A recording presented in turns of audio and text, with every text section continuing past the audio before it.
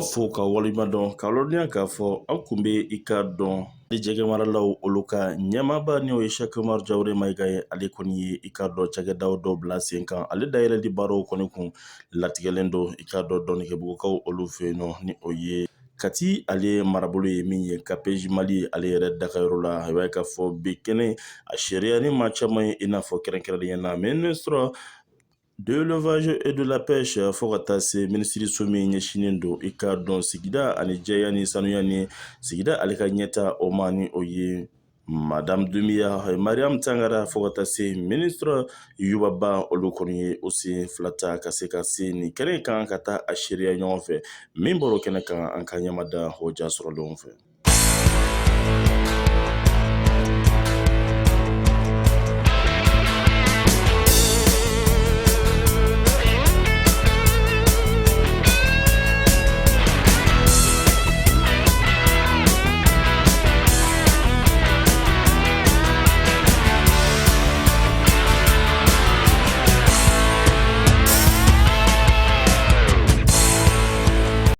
Monsieur Amadou Diko ni ale ye laboratoire ni laboratoire belebele in kɔnɔna na, laboratoire min bɛ yen nɔ ni ale bɛ jɛgɛ ale fan ɲuman lajɛ hakaja ka se ka yɛlɛma k'a kɛ jɛgɛden ye. Jɛgɛden minnu bɛna se ka kɛ jɛgɛ belebelebaw ye, an bɛna min olu dun.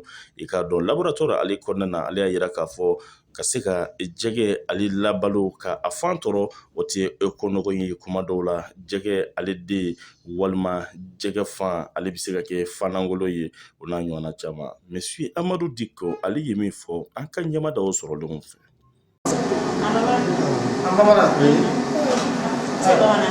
Voilà, ɲininikɛ yɔrɔ ye o bɛ ko laboratoire.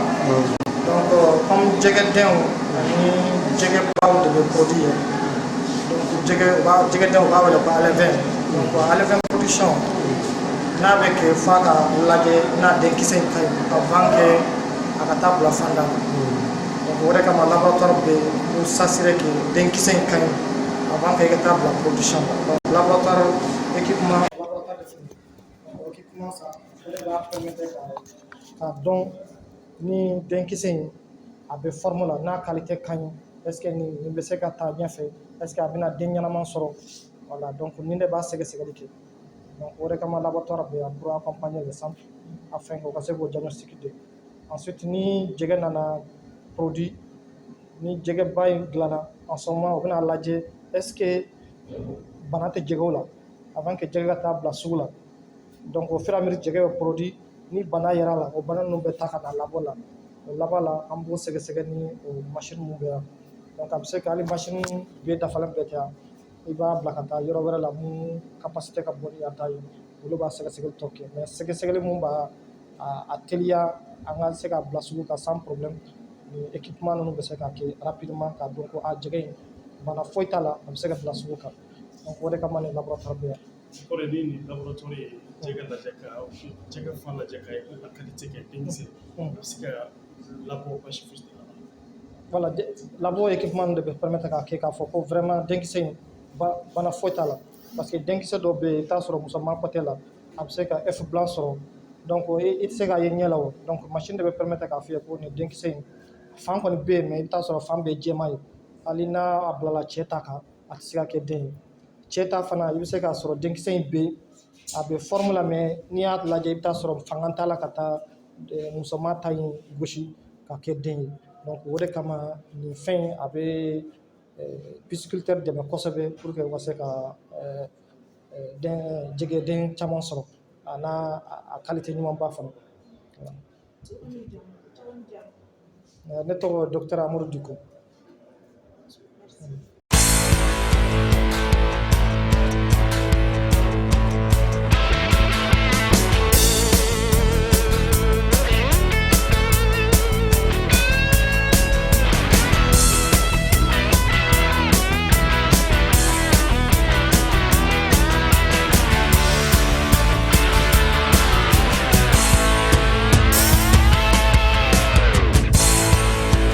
Tɛmɛnen kɔfɛ ka bɔ yen nɔ, min ye Cheick Oumar Diawara Mayiga ye, an ye kuma tɛnku a la. Mun ye a bila ka nin baaraba in sigi sen kan?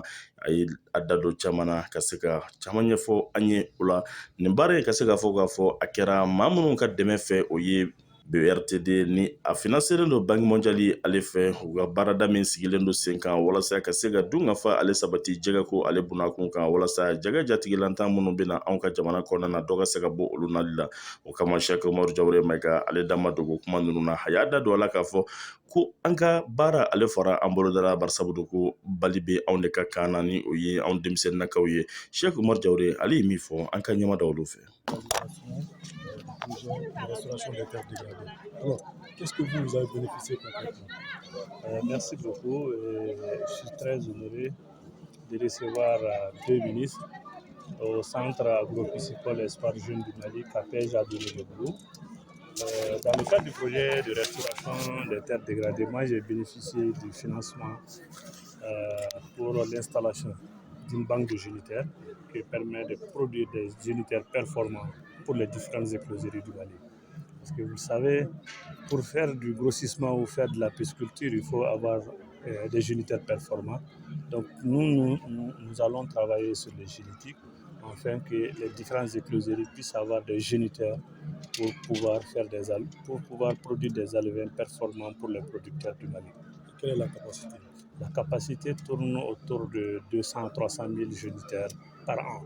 Et aujourd'hui, je peux dire que cette capacité est totalement maîtrisée avec toutes les techniques que vous avez vues, avec le labo, avec les différents partenaires qui nous permettent vraiment de travailler à ça pour qu'on puisse avoir l'autonomisation dans le cadre de la génétique au Mali.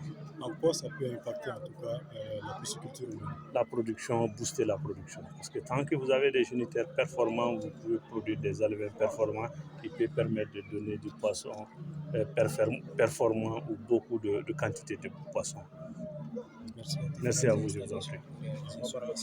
Quelles sont les différentes installations réalisées sur les sites? En dehors de l'accompagnement du projet PRTD, il y a d'autres installations comme vous le voyez. Nous sommes dans le domaine du volaille, nous sommes dans le domaine du grossissement de poissons, nous sommes dans l'élevage, comme vous le voyez, avec le bétail, les vaches laitières, on fait également des caprins. Donc nous sommes un peu sur la chaîne et nous sommes en train de travailler à ça. En termes d'employabilité, nous avons 25 employés permanents et nous avons également des non permanents. Merci à vous. Quel est le parallèle entre ce projet et la récupération des terres dégradées? Quel est l'impact que ça a? Comme on dit, la restauration des terres dégradées, quand vous installez une banque de génitaires, c'est une épine qui nous dérangeait beaucoup parce qu'on avait des projets qui nous importaient des géniteurs. Et chaque fois quand on était dans le besoin, il faut encore importer. Et aujourd'hui, nous avons cette capacité de pouvoir exporter. Et nous avons même commencé tel que le Burkina. Il y a des partenaires burkinabés qui viennent chercher des géniteurs ici chez nous. Il y a des partenaires du Niger, du Sénégal qui sont en partenariat avec nous, qui sont prêts à venir chercher des géniteurs ici. Donc je me dis, s'il s'agit de restaurer les terres, ça a restauré les génétiques au Mali. Merci à vous, je vous en prie. Maintenant en Bambara. CAPEJ, comme je l'ai dit, en 2010, avril 2010, comme je l'ai toujours dit, il y a 16 ans que nous sommes là et nous sommes en train de travailler sur ces différents domaines. Merci à vous.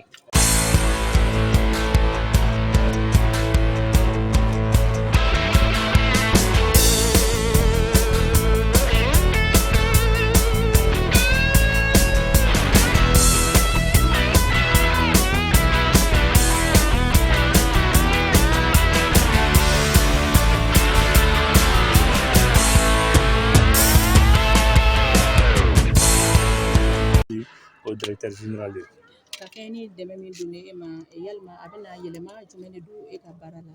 Yɛlɛma belebele parce que ni centre ta fɔlɔ an ka baara fanba kun ɲɛsinnen bɛ ka jɛgɛden tɔrɔ ani ka jɛgɛ kunbaya ka di mɔgɔw ma mais an nana ye jamana in kɔnɔ waati dɔ kɛra an bɛɛ nana o problème sɔrɔ n'o ye problème de génitaire ye fo projet de tun bɛ taa génitaire san jamana kɔ kan ka d'an ma an ko yanni an ka to ten mun an yɛrɛ ti baara kɛ o kan donc nin san damadɔ in na an ɲɛsin o ma projet de restauration des terres dégradées an y'an ka plan d'affaires déposé u y'o volet financé an ye Dieu merci aujourd'hui aw yɛrɛ ɲɛ bɛ banque de génitaire là c'est fonctionnel génitaire bɛ yan an ye écloserie 4 livré déjà minnu bɛ Mali kɔnɔ et les autres écloseries sont sur la liste et nous continuons à livrer des différents. On va continuer à génitaire di uma ou sigorola.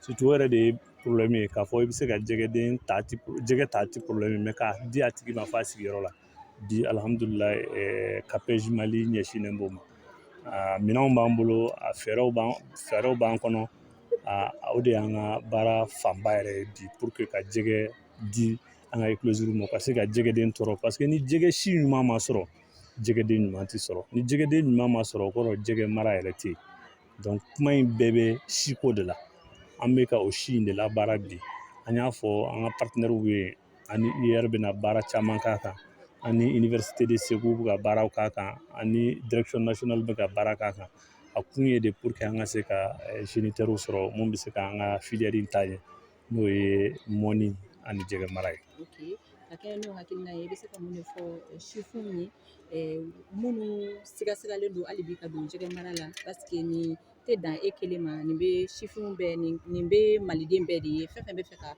dɔ kɛ mɔni ni jɛgɛ mara hukumu kɔnɔna na. Bon an b'a fɔ dɔrɔn baara dɔrɔn de bɛ mɔgɔ mun nafa san 16 kɔfɛ an b'a daminɛ don min na dɔw yɛrɛ ko an n'an hakili tɛ ɲɔgɔn fɛ ko parce que ka wari ta ka na don kungo kɔnɔ yan ko nafa t'a la minnu y'a fɔ o don olu de bɛ na yan don o don u bɛ na an kɔfɛ kuma dɔ la ka sɔrɔ an tɛ yan yɛrɛ ka na yɔrɔw lajɛ donc a kun ye de hadamaden baara dɔrɔn de don n'i ye fɛn o fɛn daminɛ a kɛ ni sɛbɛ ye ni maa ma y'i dan hali kulonkɛ la a b'i dan sɛbɛ la ne ka baara la kulonkɛ tɛ ne ka baara la ne bɛ fɛn o fɛn kɛ diɲɛ na n b'a kɛ ni sɛbɛ de donc ne bɛ mun fɛ dɔrɔn o ye denmisɛnnin n'o ye maa ye sifin ye bɛɛ k'i ɲɛsin baara ma bi ballon b'an ka kan na aw yɛrɛ y'a ye Mali sifinw ka ɲɛmɔgɔ bɛ yan n'o ye CNJ président a bɛ yan jamanakuntigi ko ale yɛrɛ ye denmisɛn ye i n'a fɔ anw donc an k'an cɛsiri jamana in bɛ an sifinw de bolo n'an wulila k'an jɔ an baw bɛ k'an kɔ an faw bɛ k'an kɔ an kɔrɔw bɛ k'an kɔ donc foyi t'an ye cɛsiri kɔ bon an b'a fɔ bɛɛ k'a bila i hakili la segin kɔ tɛ yen dɛ an bɛ siran mun kan an bɛ sa ou bien an bɛ balo mais an bɛ taa de donc bɛɛ ka si n'o ye ka wuli n'o ye i k'o bila i hakili la donc an fana ka kɛlɛ ye nin de ye an ka se ka baara kɛ pour que ka jɛgɛ di maliyɛnw ma jɛgɛ min bɛ bɔ kɔfɛ ka na a b'an degun ka se hakɛ min ma anw de b'a dɔn don dɔ la a ka d'an ye an ka fɔ jamana ɲɛmɔgɔ a ye jɛgɛ min bɛ bɔ kɔfɛ ka na a y'a jɔ anw bɛ se ka maliyɛnw ta jɛgɛ la o de y'an hakilina ye o de y'an ka baara bɛɛ bɛ taa o de sira fɛ an b'a ɲini hali bi jamana in ala ka jɔlen to merci à vous.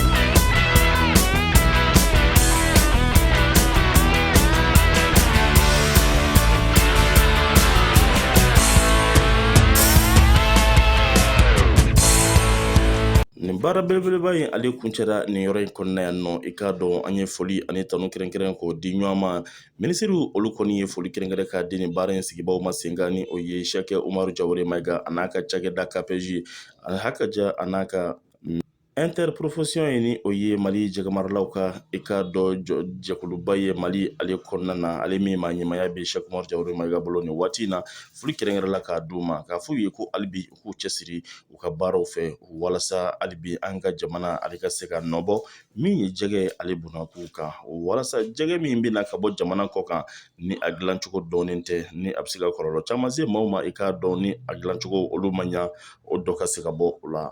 Nin ye an ye TV kɛnɛ yele ale sanfɛ an ye min sɔrɔ k'a fɔ n degerukaw dɔnnigebugukaw olu fɛ yen nɔ ni kun ye o ye fo ka taa se Camisabugu la Safo ale marabolo kɔnɔna na n'Ala ma basi k'an bɛ ɲɔgɔn sɔrɔ nin n'a kunnafoni wɛrɛw kɛnɛ kan waati wɛrɛw olu kɔnɔna na a k'an bɛn diɲɛ waati wɛrɛ wasala.